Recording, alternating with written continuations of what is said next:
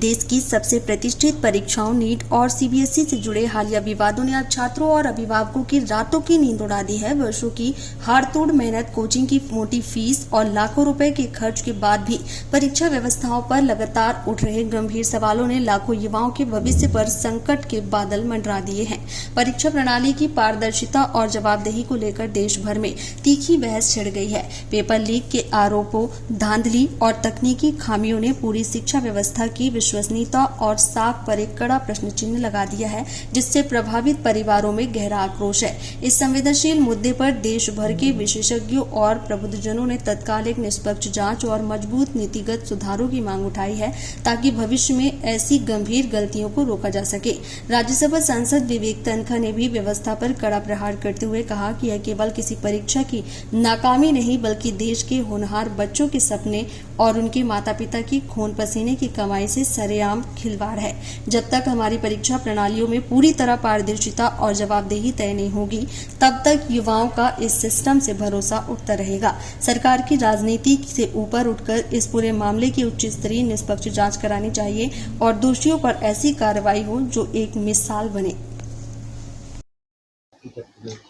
देखिए, बहुत ही अफसोसजनक बात है और दुखद बात है कि जो गवर्नमेंट पूरे वक्त क्लेम करती है कि हम विश्व पार हैं, हम थर्ड लार्जेस्ट इकोनॉमी हैं, हम प्राइम मिनिस्टर हमारा विश्व गुरु है, हम अपनी परीक्षाएं ठीक से नहीं करा पा रहे हैं।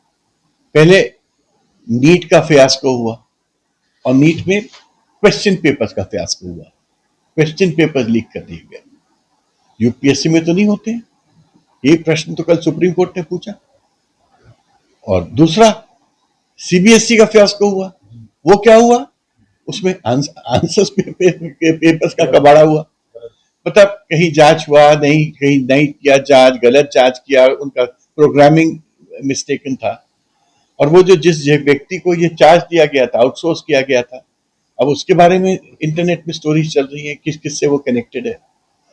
तो क्या हम देश को इस प्रकार के लोगों के माध्यम से चलाना चाहते हैं जो देश को डुबाएंगे, जो सिस्टम को डुबाएंगे, जो स्टूडेंट्स की लाइफ और जो पूरी जो उनकी ऊर्जा है उसको खत्म कर देंगे? आपको अंदाज है एक बच्चा इन परीक्षाओं के में बैठने के लिए और उसके पेरेंट्स कितनी मेहनत करते हैं, कितना पैसा खर्च होता है? इंडिया की ज्यादातर पॉपुलेशन तो मिडिल क्लास है, लोअर मिडिल क्लास है। क्या परिश्रम इन्वॉल्व होता है, कितने सालों का परिश्रम इन्वॉल्व होता है। तो मेरा ये कहना है कि ये बहुत ही अफसोसजनक बात है। ये देश का फेलियर है, ये खाली सिस्टम का फेलियर नहीं है।